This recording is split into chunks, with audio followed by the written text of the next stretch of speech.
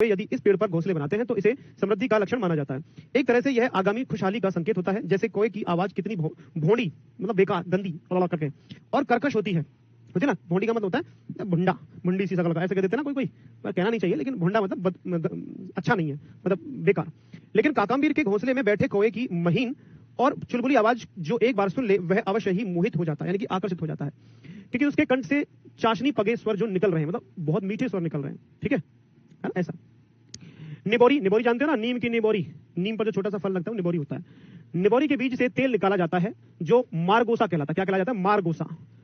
बीज से, निबोरी के बीज से तेल निकाला जाता है, इसे मारगोसा कहा जाता है। कीटनाशक दवाइयां बनाने के लिए इसका प्रयोग किया जाता है। क्या बनाने के लिए? कीटनाशक दवाइयां। वात विकार के मामले में मालिश करने के लिए भी यह तेल उपयुक्त है। वात विकार यानी कि किसी को गैस एसिडिटी बनती हो तो उसे मालिश कर दो, एकदम फिट हो जाएगा, बढ़े एकदम मस्त चकाचक। तेल उपयुक्त पाया जाता है। नीम की लकड़ी ठोस और मजबूत होने से पानी के जहाज बनाने के काम में यह प्रयुक्त होती है। पानी के जहाज में नीम की लकड़ी काम आती है। खिलौने, कृषि के औजार तथा बैलगाड़ियां बनाने के लिए भी नीम की लकड़ी का उपयोग होता है। तो मजबूत और ठोस होने से क्या बनाए जाते हैं? पानी के जहाज। साथ में खिलौने, कृषि के औजार, कृषि के औजार में जैसे कि होता है ना, फावड़ा होता है, फावड़े का बेटा, दरांती का बेटा, खुरपे का बेटा, और बहुत सारी चीजें होती है लकड़ी से बनाने वाली, जिसको गांव में खुटफावड़ी होती है, वो होता है हाथ वाला मांझा होता है जिससे मेड़ बनाई जाती है। गांव वाले समझ गए होंगे क्या होता है। बैलगाड़ियां भी, बैलगाड़ियां मतलब बुग्गी, जिसे गांव में बोलते हैं बुग्गी, होता है ना भैंसा बुग्गी। बैलगाड़ी जो गाड़ी होती है लकड़ी की, उसे बोला जाता है। ठीक है, हाँ चलो। जिन पेड़ों पर कौवे घोंसला बनाते हैं ऋग्वेद में उन्हें किस नाम से संबोधित किया गया? काकाश्रय, काकाम्बीर, काक आश्रय, काक भुसुंडी। बताओ जी। मारगोसा क्या होता है? अभी ने बताया मारगोसा क्या होता है। गोसा जानते क्या होता है? उपला, उपले को गोसा बोलते हैं, मारगोसा। मारगोसा तेल होता है उसका, किसका? नीम की निबोरी का तेल। तो भाई घोंसला जो नीम पर बनाया जाता है, उस घोंसले को आश्रय देने वाला पेड़ जो है वो क्या कहलाता है? वो कहलाता है काकाम्बीर। क्या कहलाएगा? काकाम्बीर कहलाएगा। ठीक है, काकाम्बीर। कौवे जिस महीने में अपने घोंसले बनाते हैं उसका हिंदी नाम क्या है? चैत्र, बैशाख, जेठ, आषाढ़, सावन, भादो, कुआर, कार्तिक, अगन, पूस, माह, फागन। ये हिंदी के महीने होते हैं। तो हिंदी के महीने कौन कौन से? चैत्र, बैशाख, जेठ, आषाढ़, सावन, भादो, कुआर, कार्तिक, अगन, पूस, माह, फागन। ये हिंदी में। सावन के झूलों ने मुझको बुलाया, चैत्र। तो देखो यहाँ पर पैराग्राफ में क्या दिया हुआ है, कौन से महीने में वो बनाते हैं पेड़, घोंसले पेड़ पर?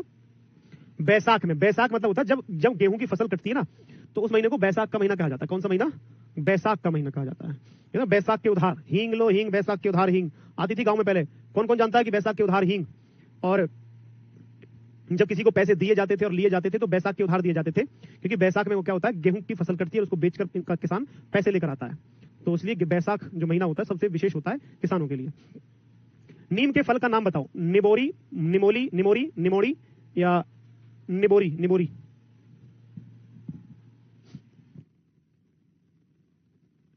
जी बिल्कुल, बहुत ही बढ़िया मेरी टमाटरी हो। क्या हाल है तुम्हारे? मौज आ रही है आजकल? हाँ, तो क्या देखो, नीम की निबोरी है ना, कहां पर है निबोरी? ये निबोरी। ठीक है, निबोरी, निबोरी कहा जाता है। क्या कहा जाता है? निबोरी, है ना। गांव में होता है निबोरी, सब जानते हैं गांव में।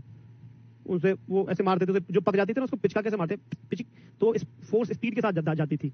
उस कच्ची निबोरी जो होती थी उसमें झाड़ू की सीख डालकर उससे चारपाई बनाई जाती थी, उस पर नीम के पत्ते डालकर चारपाई। हम तो खेलते थे भैया ऐसे। तुम में से कौन खेलता था ऐसे? कोई खेलता था नीम की निबोरी की चारपाई बनाकर, या ऐसे वो हथौड़ा सा बनाकर ऐसे?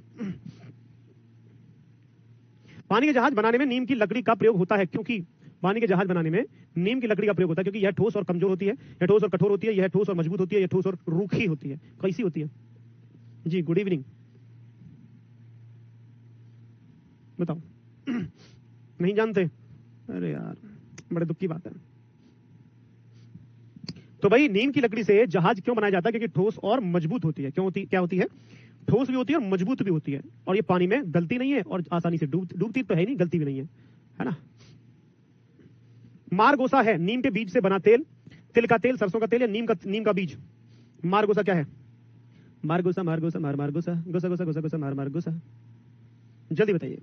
मारगोसा, इसमें मैंने बताया है आपको कि निबोरी के बीज से तेल निकाला जाता है जो मारगोसा कहा जाता है। क्या कहा जाता है? मारगोसा कहा जाता है। नीम के बीज से बना तेल को मारगोसा कहा जाता है। आश्रयदाता का विग्रह कीजिए। विग्रह मतलब दो शब्दों में बांटना है शब्द को। आश्रयदा जमा ता, आश्रय जमा दाता, आश्रय जमा दाता, आश्रय जमा ता। जी, नीम की निबोरी। जी हाँ, तो आश्रय जमा, आश्रय क्या होता है? आश्रय, आश्रय ये ठीक है, ये गलत है, ये भी गलत है। इसमें दाता जोड़ेंगे, ता जोड़ेंगे। आश्रय मतलब होता है सहारा, दाता मतलब देने वाला। बेदर्दी से प्यार का सहारा न मिला। कर्कश का विलोम शब्द बताइए। कठोर, मधुर, मधुरता या मिठास। कर्कश का विलोम शब्द, कठोर, मधुर, मधुरता या मिठास। कर्कश।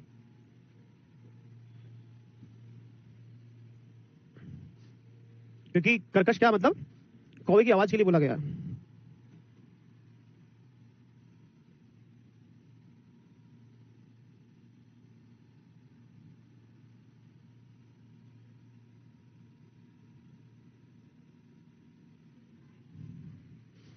जी,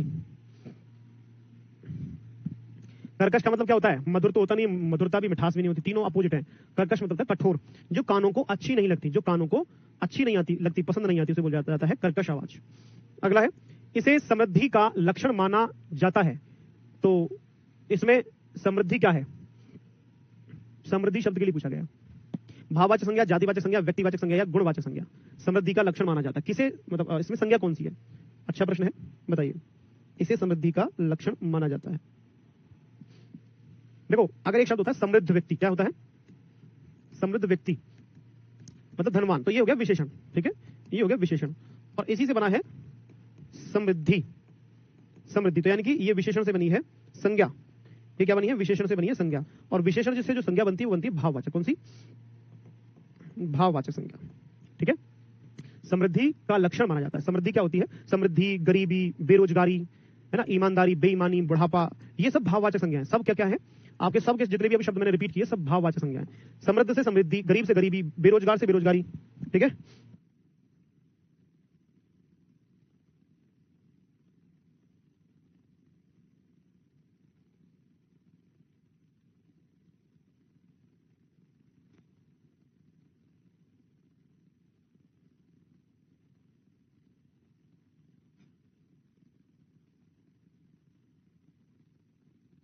चलिए, अगला पैराग्राफ है, अगला गद्यांश है कि हिंदी में मुहावरों की अधिकता का श्रेय मैं इस भाषा को बोलने वाले समुदाय को देता हूं, उनकी पारिवारिकता को मानता हूं। हिंदी में देह के अंग भी किसी न किसी प्रवृत्ति की ओर इंगित करते हैं। मसलन टांग अड़ाना, बोलचाल में काम आने वाला यह मुहावरा व्यक्ति की नकारात्मकता उजागर करता है। हाथ के लिए अनेक शब्द प्रयोग एवं मुहावरे हैं। मतलब हमारे शरीर पर बहुत सारे मुहावरे बने ना, आंख, नाक, कान, सिर, हाथ, पैर, पेट, है ना। ये हाथ थामना, हाथ लगाना, हाथ बढ़ाना और हाथ बांटना हमेशा सकारात्मक अर्थ में काम आते हैं, इसलिए इन्हें हस्तक्षेप का अर्थ खोजते समय उर्दू के दखलंदाजी का सहारा लेना पड़े। वे ही कह सकते हैं कि हस्तक्षेप नकारात्मक प्रक्रिया है, ठीक है।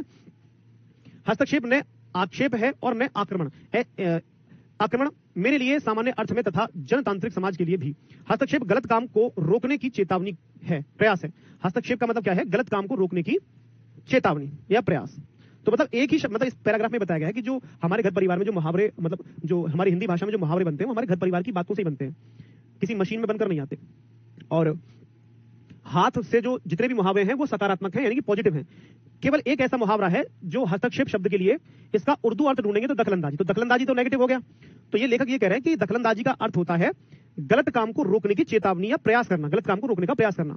लेकिन कुछ लोग हस्तक्षेप का उर्दू अर्थ निकालेंगे तो वो दखलंदाजी होगा। तो ये तो नेगेटिव हो सकता है, लेकिन ये शब्द का असली अर्थ नेगेटिव नहीं है, ठीक है।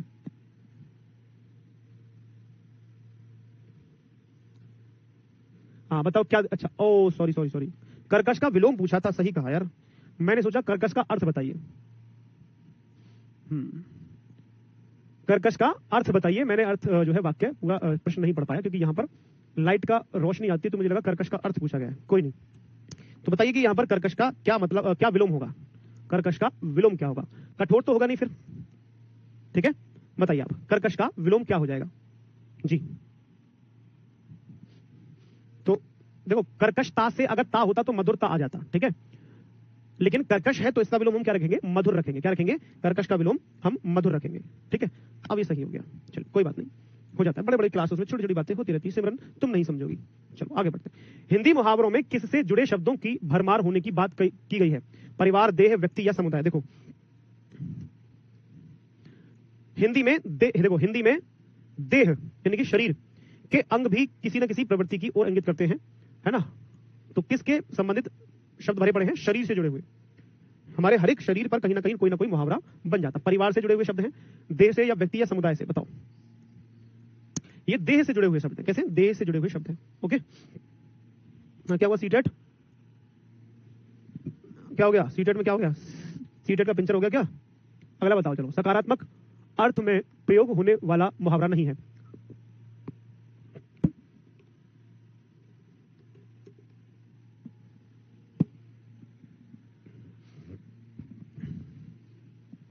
सकारात्मक अर्थ में प्रयोग होने वाला मुहावरा नहीं है। हाथ बढ़ाना सकारात्मक है, हाथ लगाना सकारात्मक है, हाथ थामना सकारात्मक है, टांग अड़ाना सकारात्मक नहीं है। ठीक है, ये नकारात्मक। चलो, नकारात्मक अर्थ में प्रयोग होने वाला शब्द है बीच बचाव, बोलचाल, इंगित या हस्तक्षेप। नकारात्मक अर्थ में प्रयोग होने वाला शब्द बीच बचाव, बोलचाल, इंगित या हस्तक्षेप। हालांकि इसमें जो आंसर दिया है वो आंसर सही नहीं है, लेकिन फिर भी इस पैराग्राफ में जो दिया गया है उर्दू के अर्थ में अगर इसको देखा जाए तो ये फिर नकारात्मक माना जाएगा। जी, है ना। तो यहां पर बीच विचार करना कोई इससे नेगेटिव नहीं आ रहा, बोलचाल, इंगित। ये हस्तक्षेप जो है एक नकारात्मक शब्द के रूप में आ जाता है। केवल यही एक ऐसा मुहावरा है जो हाथ से जुड़ा हुआ नेगेटिव है। ठीक है, बाकी सब पॉजिटिव है। हस्तक्षेप का जनतांत्रिक समाज में अभिप्राय है अनुचित कार्य को बढ़ाना, अनुचित कार्य को रोकना, अनुचित कार्य को फैलाना या अनुचित कार्य को दबाना। अनुचित कार्य को जनतांत्रिक समाज मतलब आम जनता के बीच में इसका क्या नाम, क्या पूरा मुहावरा होगा? अनुचित कार्य को। सीटेट को बुखार आ गया है? अच्छा, तो डॉक्टर के पास लेके आओ उसे। हम सीटेट के डॉक्टर तो हैं, हम सीटेट के डॉक्टर ही तो हैं। बताओ, हिंदी का इलाज मेरे पास है, सीडीपी का इलाज सचिन सर के पास है ना, इंग्लिश का इलाज निधि मैम के पास है, ईवीएस ज्योग्राफी का इलाज अमित सर के पास है, साइंस का इलाज गौतम सर और दूसरे सर के पास है ना। मैथ का इलाज, हम सर्जन हैं सारे लोग, सीटेट को कहाँ ऑपरेशन करवाना बताओ? मैथ का इलाज विजय सर के पास है। हमें हिंदी सारे सीटेट के अलग अलग डिपार्टमेंट है। सीटेट को अगर कहीं भी परेशानी, जैसे कि कान में दर्द है, पेट में दर्द है, कमर में दर्द है, सिर में दर्द है, तो सिर क्या हो गया? सीडीपी। सिर के दर्द का इलाज हमारे सचिन सर देखेंगे, नहीं सीडीपी में कोई दिक्कत है तो। और आंख, नाक और कान का इलाज मैं करता हूं, है ना। इसको क्या बोलते हैं? ईएनटी। क्योंकि आंख से देखना पढ़ना ना, भाषा को पढ़ना, कान से सुनना और हाथ से लिखना और मुंह से बोलना। तो चारों भाषा कौशल मेरे, मतलब 3 तो भाषा कौशल मेरे अंडर में ही है, तो मैं इन तीनों का डॉक्टर हूं। बताओ, हस्तक्षेप का जनतांत्रिक समाज में क्या होता है? अनुचित कार्य को रोकना, अनुचित कार्य को रोकना। ठीक है, अगर पेट में गड़बड़ है तो अमित सर के पास, क्योंकि वो इन्वायरमेंट को देखते हैं कि पेट का इन्वायरमेंट गड़बड़ में तो नहीं आ रहा, कहीं गैस वैस तो नहीं बनी पेट में, है ना। और भूगोल का मतलब हो गया उनका हाथ पैर ज्यादा तो ना फूल रहे हो। चलो भाई, देह के अंग से जुड़ा मुहावरा नहीं है। बत्ती सी दिखाना, आंखों का तारा, हाथ बढ़ाना, लाल पीला होना। देह के अंग से जुड़ा हुआ मुहावरा कौन सा नहीं है? ठीक है ना, चलो आगे बढ़ो। देह के अंग से जुड़ा हुआ मुहावरा, बत्ती सी दिखाना, बत्ती सी मतलब दांतों के साथ में आया, दांत शरीर का अंग है। आंखों का तारा, ये भी शरीर का अंग है। हाथ बढ़ाना, साथ बढ़ाना साथिया, साथ निभाना साथिया, साथ निभाना साथिया। और लाल पीला होना, इसमें कहीं भी शरीर के अंग का नाम नहीं आया है। लाल पीला होने में शरीर के अंग का नाम कहीं भी नहीं आया है। समाज में एक प्रत्यय जोड़ने पर क्या बनेगा? सामाजिक, सामाजिक, सामाजिक, सामाजिक। बताओ जी क्या बनेगा? बताओ फटाफट से क्या बनेगा? मैंने कई बार बता चुका हूं, समाज, शरीर, इतिहास, उद्योग, इन सब में एक प्रत्यय जोड़ना है। क्या जोड़ना है? एक प्रत्यय जोड़ना है। तो क्या बनेगा? इससे औद्योगिक बनेगा। क्या बनेगा? औद्योगिक, ऐतिहासिक, शारीरिक, और ये बनेगा सामाजिक। सामाजिक। जो पहला जो स्वर है ना, वो पहला स्वर एक प्रत्यय जुड़ने से बड़ा हो जाता है। जिसमें स में अ है तो अ का बन जाएगा आ, तो बनेगा सा, सामाजिक। जैसे शरीर में अ है तो शा, शारीरिक। इतिहास में एक है तो ई का बनेगा आई, ऐसे ऊ का बनेगा औ। ठीक है। हाथ बढ़ाना मुहावरे से क्या अभिप्राय है? मदद करना, हाथ मसलना, कार्य बांटना, सहारा देना। हाथ बढ़ाना रे और साथी साथ निभाना रे और साथी हाथ बढ़ाना रे। जी, हाथ बढ़ाना मुहावरे का क्या अर्थ हो जाएगा बताइए?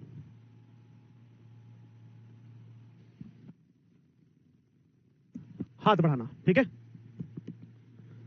कहते हैं ना, हाथ थोड़ा, हाथ बटा दो थोड़ा, हाथ बटाना भी कह सकते हैं। हाथ बटाना यानी कि मदद करना। क्या करना? मदद करना। वैसे सहारा देना भी थोड़ा ठीक लग रहा है, लेकिन पहले वाले को हम ज्यादा मानते हैं। जो ऑप्शन में पहला वाला आए और सटीक बैठे। कुछ लोग सी लगा रहे हैं, कार्य बांटना। नहीं, ए पागल, चलो ए ना, मदद करना। हाथ बढ़ाने का मतलब है मदद करना। लाओ, मैं हाथ बढ़ा रहा हूं, मदद कर रहा हूं मैं, लाओ, है ना, ऐसे करके। शिक्षार्थी केंद्रित कक्षा कौन सी होती है? जिस कक्षा में अध्यापक निर्णय लेते हैं और आत्मनिर्भर होते हैं, जिसमें अधिगम का समग्र उत्तरदायित्व अध्यापक पर होता है, जिसमें विद्यार्थियों की बहुत कम संख्या पर ध्यान दिया जाता है और अधिकांश विद्यार्थियों की अनदेखी की जाती है, जिसमें शिक्षार्थियों के पूर्व ज्ञान और अनुभवों को शामिल किया जाता है। मतलब विद्यार्थियों की अनदेखी करोगे तो सबसे नेगेटिव हो जाएगा। विद्यार्थियों की अनदेखी तो करनी नहीं है। विद्यार्थियों की अनदेखी करने का मतलब है कि विद्यार्थी केंद्रित शिक्षा रही नहीं। जिसमें अधिगम का समग्र उत्तरदायित्व अध्यापक पर रहे। अध्यापक पर रहे तो बच्चा क्या करेगा? वहां दरिया मारने आ रहा है, दरिया खाने आ रहा है। जिस कक्षा में अध्यापक निर्णय लेते हैं, मतलब बच्चा क्या करने आया है क्लास में, ये तो बताओ भैया, क्यों बाल को? कक्षा में बच्चा क्या करने आ रहा है? जिसमें शिक्षार्थी के पूर्व ज्ञान और अनुभवों को शामिल किया जाए, वही तो होगी। क्या होती है? शिक्षार्थी केंद्रित कक्षा। कैसी होती है? उसको शिक्षार्थी केंद्रित कक्षा कहा जाता है। ठीक है, चलो आगे बढ़ते हैं। भाषा शिक्षा में समावेशन से क्या आशय है? भाषा शिक्षा में समावेशन से मतलब इसमें शिक्षार्थियों की आवश्यकता का ध्यान रखने के लिए अध्यापक व्यवहारिक युक्तियों को अपनाते हैं। इसमें विद्यालयी शिक्षा के सभी घटक शामिल हैं, जैसे कि बुनियादी संरचना, आर्थिक संसाधन, विद्यालय समुदायों का सृजन। इसमें पारंपरिक कक्षा में नवीन तकनीकी से जुड़ी विधियों को प्रयोग में लाना शामिल है। इसमें सामाजिक और अंतःक्रियात्मक दृष्टिकोण को संलग्न करते हुए भाषा शिक्षण का रूपांतरित दृष्टिकोण शामिल है। जी, तो समावेशन से क्या मतलब है? ये आपका भाषा शिक्षण में समावेशन। ठीक है जी। इसमें शिक्षार्थियों की आवश्यकताओं का ध्यान रखने के लिए अध्यापक व्यवहारिक युक्तियों को अपनाते हैं। या इसमें विद्यालय शिक्षा के सभी घटक शामिल हैं, जैसे कि बुनियादी संरचना, आर्थिक संसाधन, बुनियादी संरचना, विद्यालय समुदायों का सृजन। इसमें पारंपरिक कक्षा में नवीन तकनीकी से जुड़ी विधियों का प्रयोग में लाना शामिल है। इसमें सामाजिक और अंतःक्रियात्मक दृष्टिकोण को संलग्न करते हुए भाषा शिक्षण का रूपांतरित दृष्टिकोण शामिल है। सामाजिक और अंतःक्रियात्मक दृष्टिकोण देखो, दोनों चीजें आ गई हैं। दोनों अलग अलग साइंटिस्ट की बात है। एक तो सामाजिक क्रिया से और अंतःक्रियात्मक दृष्टिकोण को संलग्न करते हुए भाषा शिक्षण का रूपांतरित दृष्टिकोण शामिल है। तो समावेशन में यही तो होता है ना, कॉग्निटिव बोलते हैं ना अंग्रेजी में इसको। ठीक है, सामाजिक और अंतःक्रियात्मक दृष्टिकोण को साथ में लेकर चलना। ठीक है, ओके जी, बिल्कुल। आगे, भाषा अध्यापक शिक्षा में विमर्श चिंतन मनन से क्या तात्पर्य है? भाषा अध्यापक शिक्षा में विमर्श चिंतन मनन से क्या मतलब है? भाषा शिक्षा में जब हम बच्चे के चिंतन मनन और विमर्श का क्या मतलब होता है? सचेत प्रायोगिक रूप से सिद्ध विचार, मूल्यांकन और समस्या समाधान के वे पहलू जो नवीन अंतर्दृष्टि तथा समझ प्रदान करते हैं। इसमें सामान्य संज्ञानात्मक योग्यताएं, कंठस्थीकरण और दोहराव आधारित अभ्यास शामिल है। कंठस्थीकरण यानी कि रटना, है ना, दोहराव, रिपीटेशन। यह इस तरह की समझ है कि दिन प्रतिदिन के निर्णय किस तरह से क्रियान्वयन को प्रभावित करते हैं। बहुत अच्छा पॉइंट है, और थोड़ा दिमाग लगाइए, आंसर आ जाएगा। ठीक है, सचेत प्रायोगिक रूप से सिद्ध विचार, यह इस तरह की समझ है कि दिन प्रतिदिन के निर्णय किस तरह से क्रियान्वयन को प्रभावित करते हैं। देखो, विचार विमर्श और चिंतन मनन का एक तरीके से हम कह सकते हैं कि ब्रेन स्टॉर्मिंग, कहीं ना कहीं मानस मंथन को शामिल किया जा सकता है। मूल्यांकन और समस्या समाधान, देखो सबसे बड़ी चीज है किसी चीज का समस्या समाधान। ये वाला जो शब्द अगर आए तो समझिए कि ये बहुत पॉजिटिव वाक्य हो जाएगा, इसी से आंसर बन सकता है। और मूल्यांकन, किसी चीज का मूल्यांकन करना है, किसी चीज को ऑब्जर्व करना, किसी प्रॉब्लम का सॉल्यूशन, ये सबसे बड़ी चीज है। अगर किसी प्रॉब्लम का सॉल्यूशन करना है, किसी चीज का मूल्यांकन करना है, तो हमें उस पर विचार विमर्श करना होगा, उस बात पर चिंतन मनन करना होगा कि वे पहलू जो नवीन अंतर्दृष्टि, नई अंतर्दृष्टि का मतलब है अंदरूनी सोच या अंदरूनी नई सोच पैदा करना तथा समझ प्रदान करते हैं। तो ये वाला ज्यादा सही बनेगा। बाकी थोड़े थोड़े मतलब पॉजिटिव है, लेकिन सबसे ज्यादा पॉजिटिव यही है। ठीक है, शोएब ने भूतकाल की अवधारणा समझने के लिए एक पाठ्य सामग्री का प्रयोग किया। उसने उदाहरण दिए, विद्यार्थियों को नियम समझाए और नियमों का अभ्यास करवाया। फिर भी विद्यार्थी, शोएब कौन है? मास्टर जी। कौन है? मास्टर जी, मट्टर जी। ठीक है, अभ्यास करवाया, फिर भी विद्यार्थी अच्छी तरह से अभ्यास कार्य नहीं कर पा रहे हैं। शोएब के लिए नीचे दिए गए मुहावरों में से गलत सुझाव को चिन्हित करें। विद्यार्थियों को अच्छी तरह से संप्रेषित करें और उन्हें अक्सर अभ्यास करने के अवसर दें। विद्यार्थियों को प्रोत्साहित करते रहें और उनके स्तर को ध्यान में रखते हुए समझाते रहें। कक्षा में ऑडियो रिकॉर्डिंग सुनाएं और शिक्षार्थियों को बार बार सुनने के लिए कहें। व्याकरण सिखाने के लिए सामूहिक रूप से ड्रिल करवाएं। ड्रिल तो नेगेटिव है, ड्रिल तो नहीं करनी है बच्चा, है ना। सॉरी, सुझाव को, गलत सुझाव को चिन्हित करें। गलत सुझाव को चिन्हित करें, बताइए। मुझे नहीं पता, मैंने गलत लगा दिया आंसर, बताइए।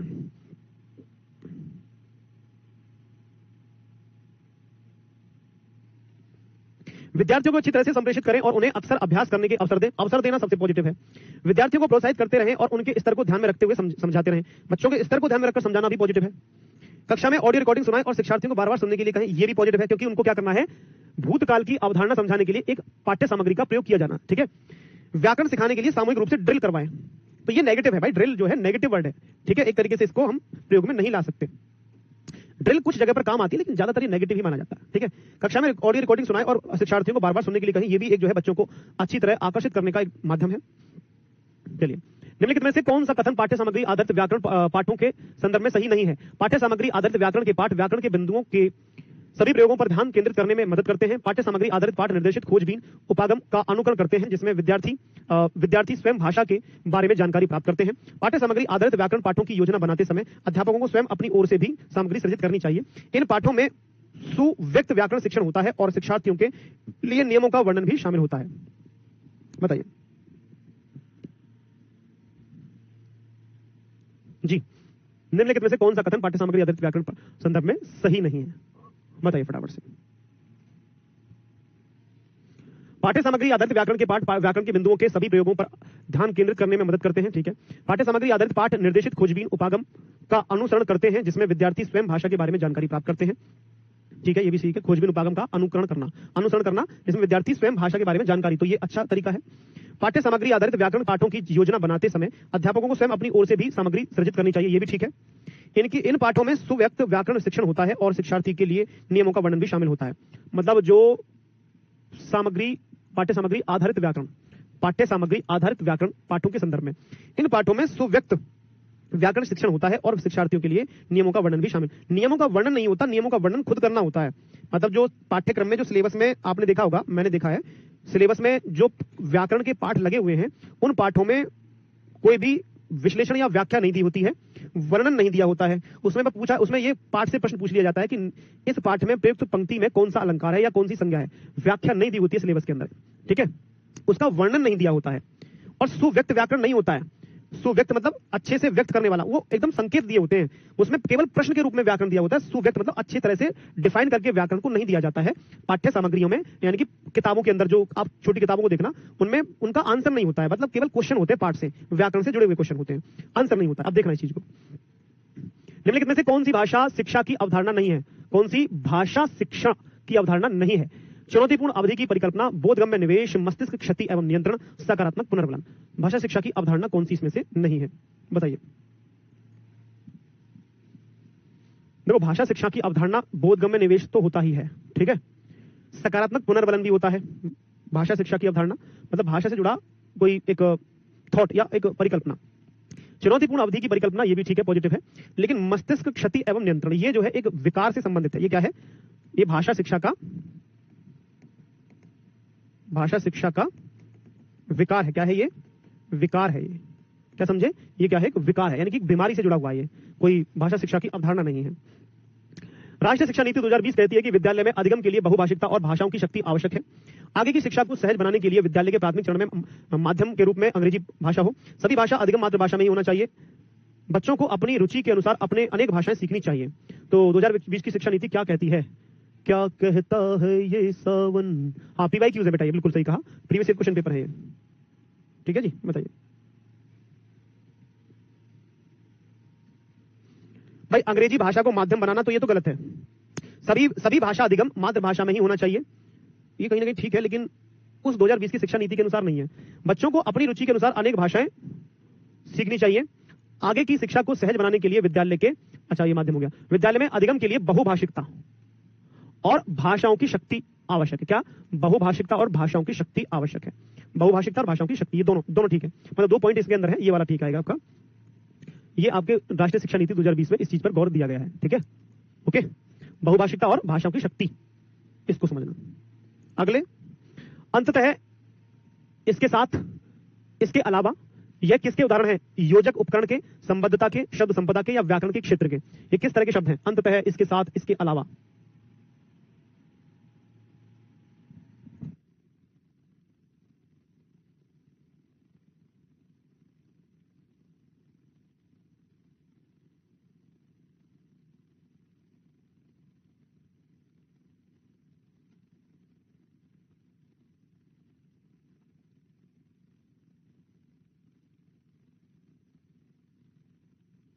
हाँ जी, अंततः इसके साथ इसके अलावा यह किसके उदाहरण है? योजक उपकरण के, संबद्धता के, शब्द संपदा के, व्याकरण के क्षेत्र के। बताइए किसके उदाहरण हैं? देखो, जैसे अंततः हमने शब्द लगाया तो कहते हैं ना, अंततः कहा जा सकता है कि। अगला वाक्य इसके साथ, मतलब अगला शब्द है इसके साथ, इसके साथ ही हम कह सकते हैं कि, इसके अलावा हम ये जान सकते हैं कि, मतलब ये जो शब्द है ना तीनों, ये किसी ना किसी चीज को जोड़ रहे हैं, यानी कि वाक्य को जोड़ने वाले। ठीक है, इसको वाक्य को जोड़ने वाले शब्द किसी वाक्य को या किसी पैराग्राफ को भी जोड़ देते हैं। ये अंततः कहा जा सकता है, मतलब अगले पिछले पैराग्राफ से अगले वाले पैराग्राफ को जोड़ रहा है। इसके साथ ही हम यह यहां पर इस कहानी को खत्म करते हैं, तो ये भी अगली पिछली बात को अगली बात से जोड़ रहे हैं। इसके अलावा हमारे पास और भी कुछ वस्तुएं हैं, तो ये भी किसी वाक्य को, किसी पैराग्राफ को जोड़ रहे हैं, तो इसी को कहते हैं योजक उपकरण। क्या कहेंगे? ये योजक उपकरण है, यानी कि किसी वाक्य को या किसी पैराग्राफ को जोड़ने वाले शब्द, किसी वाक्य या किसी पैराग्राफ को जोड़ने वाले शब्द। ठीक है, संबद्धता नहीं है। ठीक है, शब्द संपदा तो मैं शामिल नहीं है, क्योंकि शब्द संपदा में पर्यायवाची, विलोम शब्द, एकार्थी, अनेकार्थी वो सब आते हैं। ये व्याकरण का क्षेत्र भी नहीं है, क्योंकि व्याकरण से जुड़ा हुआ कोई मैटर ही नहीं है इसका, किसी वाक्य को जोड़ने वाले हैं। ठीक है, मारो कल्टी। क्या हम जानते हैं कि वास्तव में क्रिया कहां हो रही है? यह प्रश्न किस लिए है? क्या हम जानते हैं कि क्रिया वास्तव में कहां हो रही है? प्रश्न किस लिए? तथ्यात्मक पठन के लिए, निष्कर्ष निकालने से जुड़े पठन के लिए, सूचना दर्शाने के लिए, शब्द संपदा की जांच के लिए। क्या हम जानते हैं कि वास्तव में क्रिया कहां हो रही है? ये किस लिए किया जा रहा है? तथ्य पठन के लिए, निष्कर्ष निकालने से जुड़े पठन के लिए, सूचना दर्शाने के लिए, या शब्द संपदा की जांच के लिए? बताओ, फटाफट से बताओ। मैंने कहा कि चिड़िया आकाश में उड़ रही है, और मैं पूछूं कि ये बताओ क्रिया कहां हो रही है, तो आप कहोगे सर चिड़िया आकाश में उड़ रही है, तो क्रिया आकाश में हो गई। कहां हो रही है? आकाश में। ठीक है, चिड़िया आकाश में उड़ रही है, तो चिड़िया आकाश में क्या हो गया? एक तरीके से क्रिया की स्थान को जानना चाह रहा है, तो ये क्या है? निष्कर्ष निकालने से जुड़े पठन के लिए, मतलब एक तरीके से उसका निष्कर्ष निकालना, उसका कंक्लूजन निकालना है कि क्रिया कहां हो रही है। तो ये स्थानवाचक क्रिया विशेषण को जानने के लिए ही पूछा गया है, यानी कि निष्कर्ष निकालने के लिए। ठीक है, तो आज की सेवा दोस्तों करते हैं यहीं पर समाप्त। Okay, thank you so much. इसी तरह की और क्लासेस चलती रहेंगी आपकी निरंतर, लगातार। ओके, मिलते हैं ब्रेक के बाद। ठीक है, बाय।